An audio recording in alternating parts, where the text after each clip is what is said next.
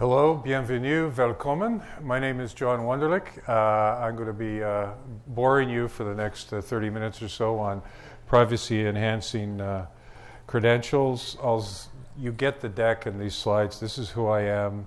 This is the agenda about today. I'm going to talk a little bit about Kantara, privacy and identity, and then we'll try and get into the meat of it because there's some fairly complicated concepts I'm still struggling on how to get across to everyone. So I'm not here wearing my JLink Labs privacy officer hat, but if anybody wants to talk about JLink Labs, please, I'm happy to do so. Kantara is a industry association and nonprofit that works in this space and operates conformity assessments, and a lot of you probably all know about that. Please go see our booth in the exhibitor hall, and I forgot to get the postcards for participating in our work groups. All right, let's get to the meat of this. And I'm okay, by the way, with questions during. That's fine. So how do you respect privacy and protect identity at the same time? And I use the word respect privacy because my working definition of privacy, and I sometimes get pushback on this, is a person is in a state of privacy or has privacy when they're able to determine what information about themselves they share, to whom, and with what rules. So an example would be a Narcotics Anonymous meeting. I share a lot about myself with the people in the room, except possibly my name, but the boundary around that room is iron strong. If I say something about myself in this room, my expectations and the rules are very different. So it's fuzzy, it's contextual, and it varies from person to person and time to time. So how does an organization respect your wishes as an individual? And then once they have that information, how do they protect your identity information? And that's where the Privacy Enhancing Mobile Credentials work group at Kantara is trying to develop a set of requirements that organizations can look at, observe, and hopefully get a trust mark that says we're doing that thing. But the problem is we talk about trust a lot in this space, but trust is one of those words, like privacy, that really means a lot of different things to different people at different times.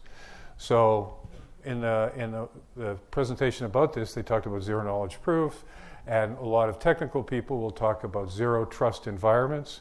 And if you think about the trust triangle between the relying party, the verifier, and the issuer, that's a zero trust technical exchange. There is no assumption that any endpoint in those things can be trusted in a technical sense. Whereas when I, assuming that I'm a 20-ish cute female trying to present my credentials at a bar to get in, right? I have to trust the doorman or the bouncer. I have to trust the organization because I'm giving them some identity attributes about me. And what basis do I have to trust that organization? So that again, that creates a trust gap between the organizational and individual, the trust that I have with the organizations, and then the technical trust, which is what a lot of the technical things. So there's that gap that has to be addressed. And I ran across this quote, we love our phones, but we do not trust them. And love without trust is the definition of an abusive relationship, right? You can't leave this thing behind, but bear with me, the full quote is, we are right not to trust our phones. They serve several masters, the least of whom is us. They constantly collect data about us that is not strictly necessary to do their job. They send data to the phone company, to the manufacturer, to the operating system owner, to the app platform, and to all the apps that we use. That anthropomorphizes our phones just a little bit, but anyway. And then it goes on. You can find the link should work when you download this, but it reframes how you have to think about this. Now I'd like to talk about those trust relationships between the issuer, the holder, and the relying party, or however you define those. the analog, because we have an analog trust issue and a digital trust issue. So when you issue a credential in the analog world, the holder goes to the issuer. The issuer, like if it's a DMV or a Ministry of Transport in Canada, where I'm from, they collect a bunch of information. A lot of that is required by regulation, and that's out of scope of the digital exchange because some of it has nothing to do with it's going to go on the digital credential. Then they choose what to put on the credential and then issue you the card. And it's a pretty straightforward transaction. Everybody understands what's going on. And then the privacy considerations there, what information is included on the actual physical card, what the issuer collects for its own purposes out of the scope of the work group that I'm leading. But what's the digital issuance of a credential look like? Right, all of a sudden, first off, I have to get a wallet or an app, put that on my mobile device. Then I have to go to wherever it says to get a generated credential and put that on my phone. And so there's the whole different kind of trust thing going on there, where the process results in a mobile credential on the holder's device that they can present to a verifying device. But what assurances that a normal person, what we sometimes call muggles, would have to trust that the same way they can look at their driver's license and say, well, this card looks like it's hard to fabricate, it's got holograms, there's things that I can see. What do you have on the other side? We've got cryptography and math. So when you present the credential, it's the same thing. I pull that card out, I give it to the person that's acting as the gatekeeper, and then happy days ensue, assuming that I'm going for booze or cannabis or whatever. Although to be fair, at my age, I'm now looking for senior discounts instead of access to booze. So note it from a privacy perspective. If from a regulation, there may be notice presented. There might be a sign that says we're collecting your ID, or you have to present your ID to get the alcohol, or you have to be over 55 to get the discount, or whatever it is. What personal information may be taken and used for purposes other than those required? Because every time, right, you show one of these, right, there's a whole bunch of information on there, right? Most of it's not relevant to any given transaction. Then, what do you do when you present a credential digitally? You've now got it on your phone. There's somebody that asks you to do it. You do the magic wavy thing, or show a QR code, or whatever it happens. And if it all goes well, you get access to the store. You could go in the club, whatever it is. But now you got a question of data use. Right? Is it pets or pits? Right? There's privacy enhancing technology and there's privacy invasive technology, and that's the same damn thing. Right? If it's done well, all the bouncer sees is my photo and a green check mark. Right? That's it, that's all, they don't collect anything else. Right? But technically, they could also harvest all the other information. And I'm still getting emails 3 years later for having gotten access to a Wi-Fi network in Cambridge, England, when I was visiting my daughter. Why do I care that you have a discount on scones this weekend? Leave me alone, right? So that whole data use. And now the latest version of the, Europeans will correct me, the e-consent directive. Now when you go to, the first time I went to the Euronews site a couple of weeks ago, pop-up that says, we have 82 organizations that use that data, right? Just in this API world. I have a whole separate presentation on why the GDPR is not fit for purpose in the 21st century, but that's a separate thing. So there's presenting a credential. And then there's verifying a credential, right? So the bouncer, it's fun, the standing joke, right, is it's your driving license, but somehow it's used much more often for drinking than it is for driving, right? But verifying a credential, the person looking at it with some training or not. Says, yeah, that seems real. Digitally, again, so on the analog side, you've got reputation. This is a driver's license. This is a nurse's certificate from the College of Nurses of Ontario. This is, a welding certificate from whoever. So I now have a credential that I can use to gain access to a facility to prove that I'm capable of doing whatever it is I'm doing. So there's a whole range of different use cases, right? Digitally, cryptography once again. So how do you wrap that all up? So I apologize in advance. This is the best we've been able to do to wrap this up in a single diagram. And this is why I wanted to check on this. So we've got the trust triangle, technical zero trust. This is, you've got provisioning, validation, presentation, all the stuff that we know. And this is on the PEMC website. You can download this for your sins if you want to. But you've got an issuer, right, which is actually usually a server or an endpoint. You've got a reader, which is a device, and you've got an app. And we understand how technically those things work with each other, right? But going back to this, it's an abusive relationship. If Alice needs to trust John's Bar and Grill and is going to show John's Bar and Grill her driver's license from the province of Ontario, this trust triangle, that's a whole different three-part trust, which is organizational and individual.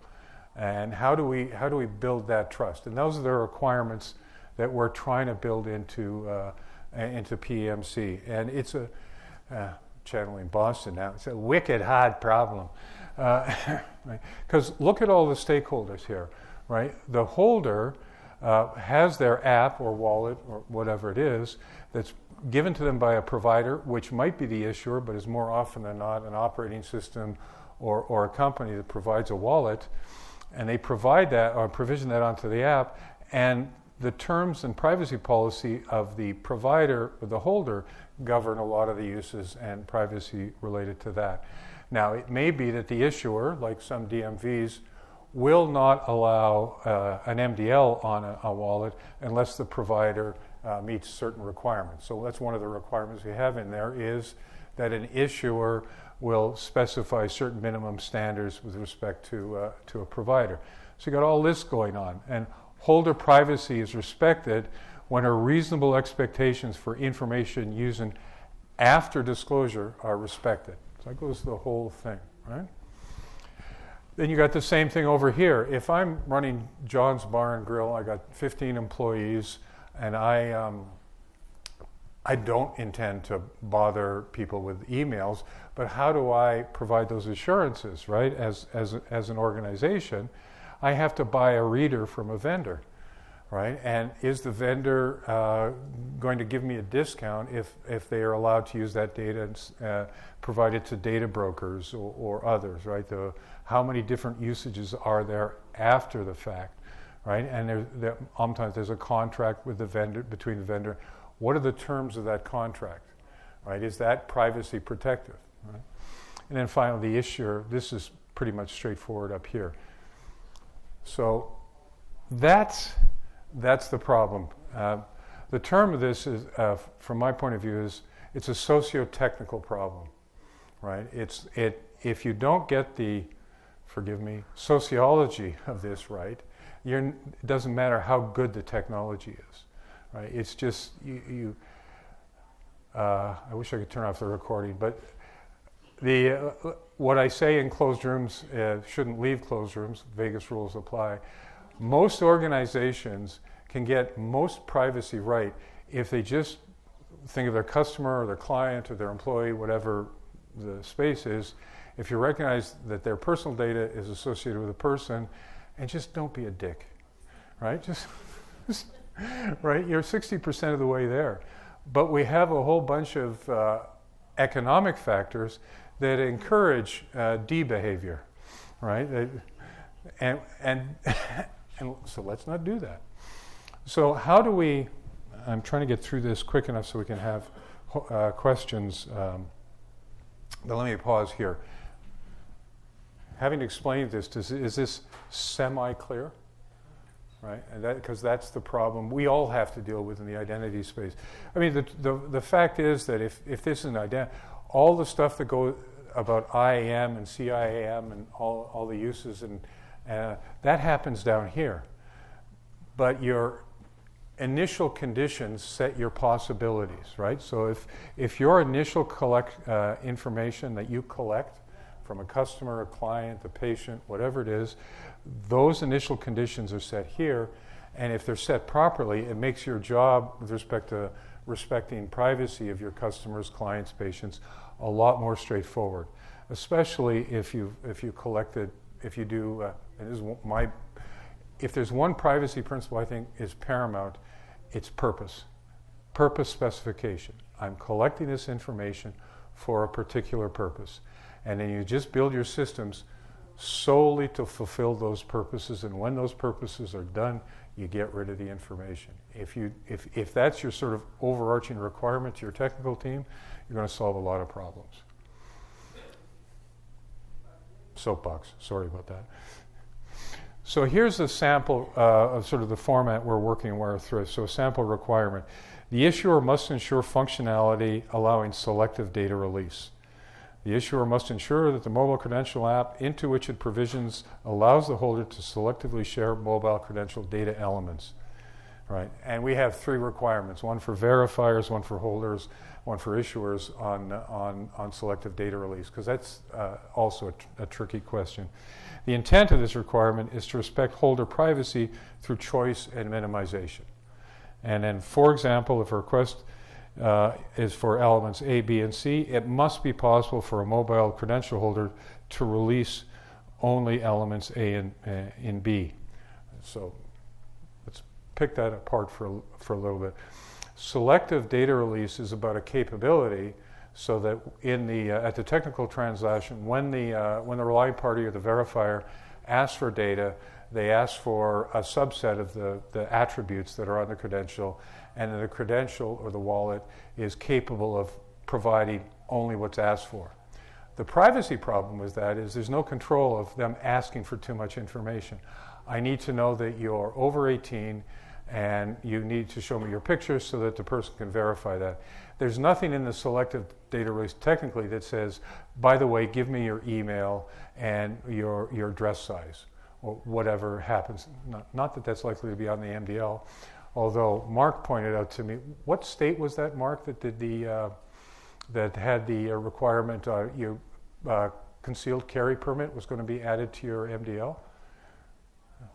I think that somewhere in the Midwest, one of the flyover states, I think. And I apologize, I'm not sure if that's a correct way to put it. I'm Canadian, forgive me. I'm sorry. There was a state legislator wanted to put your concealed carry permit on your MDL, on the mobile driver's license or on the driver's license. And I thought, well, that's a uniquely American problem. Okay. So, but selective data release should be about what assurances, because technically it's going to work the way it's going to work. I'm only going to request the elements that I want, but how does the holder have some kind of assurance that they're only going to ask for what they actually need for the purpose of the transaction? And that's not solvable technically. That has to be a policy, or it has to be something. One way we've started to discuss dealing with this is, for most issuers, if there's John's Bar and Grill, most issuers are going to get a verifying device from insert company name here, because I don't want to offend any vendors. And what occurred to me was that when you get a device to read your credit card, right, the PC DSS requirements are imposed on the company buying the device. So you have, before we'll install this credit card reader in your store, you have to do these things. They do it with various degrees of success. But in any event, the vendor puts requirements on the purchaser, in this case the verifier, and that's one way that we might be able to do the same thing. You'll lose the ability to read these things if you do some behavior with respect to your user information that you collect this. So those are the kind of things we're working through. And if you go to the Kantara website, look at the PMC or drop by our booth, I'd love to have more industry participation, although we do have participation from significant players. Go ahead. Clarifying question, is everything you're talking about here just about in person, or do you think it's exactly analogous? Well, when I set up the work group, 18013-5 had been published. That's the MDL spec for in-person presentation. 18013-7 has now been done, but just getting to the finish line on the in-person is what we're focused on. It's a real problem because as soon as you do online, then there's a whole bunch of proof of presence issues and other issues that have to be worked through. But let's get the one that'll get people to trust their phones and that device is when they go to the bar, when they get admission to the No Kids Senior discount or whatever it is. So I got the 5-minute flag here.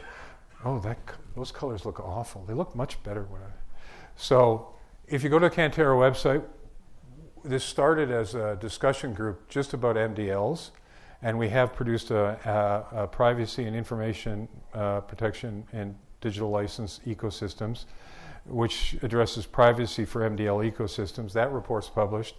Earlier this year, we did a preliminary guidance report. It's not the requirements, so it's non-normative, but it sort of talks about the way we're looking at this. So if you're a vendor of wallets or anything in this space, say, if I want to be privacy enhancing and get the certification, then what are they thinking? And that'll be good guidance for this.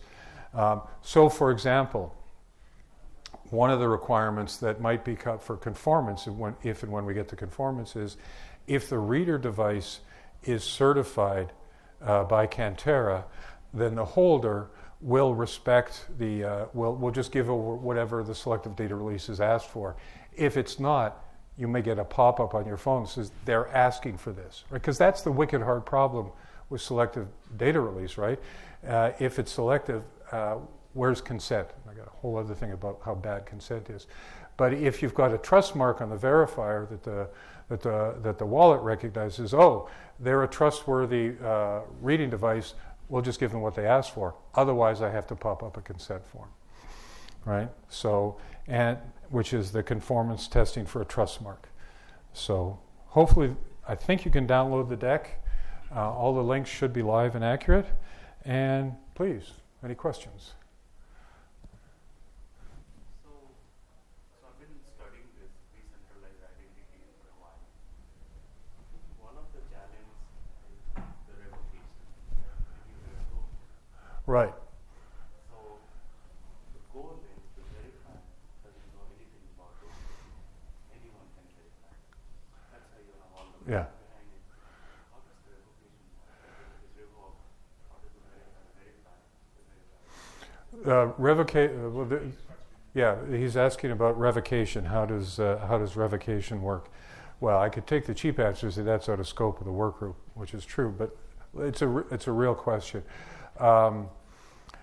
The two really hard questions in this space, I think, are revocation and key rotation, right? And the privacy challenge is if you want to do revocation, is the verifier checking with the issuer and saying how often this is.